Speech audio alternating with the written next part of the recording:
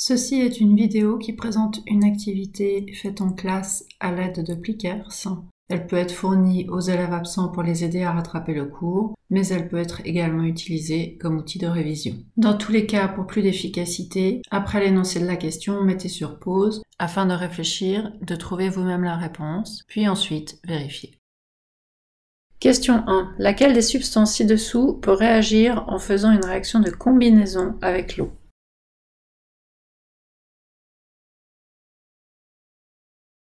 Ce sont les oxydes qui sont capables de faire des réactions de combinaison avec l'eau. Nous cherchons donc un oxyde, c'est-à-dire une substance constituée d'oxygène et d'un seul autre élément. Même question avec cette fois 4 autres molécules et composés. Le seul oxyde de la liste est le CuO. Troisième question, on vous propose 4 substances et on vous demande laquelle est capable de réagir avec l'eau pour former un oxacide.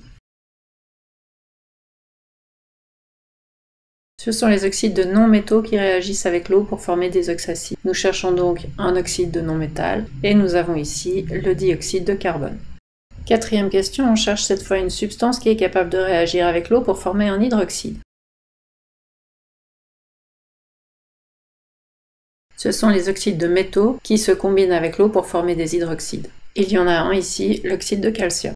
Cinquième question, on demande quel hydroxyde est formé par la rencontre de FeO et H2O. On doit retenir que la combinaison entre un oxyde et de l'eau n'implique pas de changement de nombre d'oxydation. Le fer ici au départ était du fer 2+, puisqu'il est combiné avec un seul oxygène de moins. Nous devons donc retrouver dans notre hydroxyde final également du fer 2+. L'ion hydroxyle ne porte qu'une seule charge négative, c'est pourquoi l'hydroxyde de fer 2 sera le FeOH2.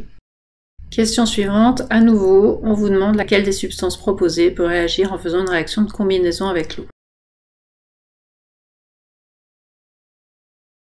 On cherche donc un oxyde et nous avons ici l'oxyde de calcium.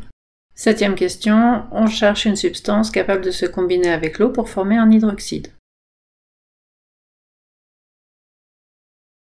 Nous avons ici 3 oxydes, l'oxyde de chlore, l'oxyde de magnésium ainsi que l'oxyde de soufre, mais pour créer un hydroxyde, nous avons besoin d'un oxyde de métal, c'est donc l'oxyde de magnésium qui pourra réagir avec l'eau pour former un hydroxyde.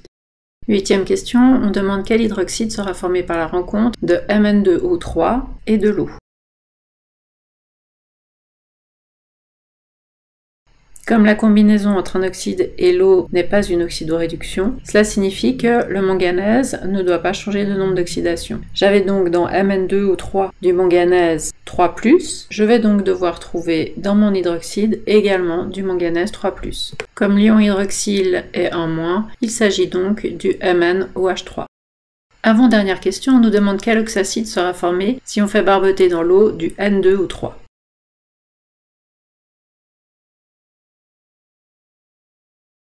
On peut éliminer les deux dernières propositions. NH3, l'ammoniac n'est pas un oxacide. H3N, mauvaise formule de l'ammoniac, dont la formule fait croire à un acide, serait un hydracide puisqu'il n'y a pas d'oxygène. Donc il nous reste à distinguer lequel des deux oxacides est correct entre l'acide nitreux et l'acide nitrique qui sont proposés sous A et B. Pour cela, ce qu'on va faire, c'est chercher le nombre d'oxydation de l'azote dans N2O3 et déterminer lequel de ces deux acides a un azote qui n'a pas changé de nombre d'oxydation. Dans N2O3, le nombre d'oxydation de N est 3+. Dans l'acide nitrique HNO3, le nombre d'oxydation de l'azote est 5+, tandis que dans l'acide nitreux HNO2, le nombre d'oxydation est 3+. C'est donc l'acide nitreux qui est créé à partir du trioxyde de diazote. L'acide nitrique, lui, est créé à partir du pentoxyde de diazote et d'eau.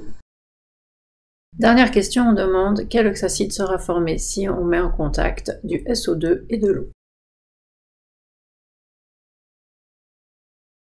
Cette fois encore, on garde en tête que dans la combinaison d'un oxyde avec l'eau, il n'y a pas de changement de nombre d'oxydation. Le soufre que nous avons dans SO2 est du soufre 4+, puisqu'en face il y a 2 oxygènes de moins. Nous cherchons donc dans quel oxacide, ce qui élimine la molécule D, dans quel oxacide nous avons du soufre 4+. Et en l'occurrence, il se trouve que c'est dans la A. Le dioxyde de soufre réagit avec l'eau pour former de l'acide sulfureux.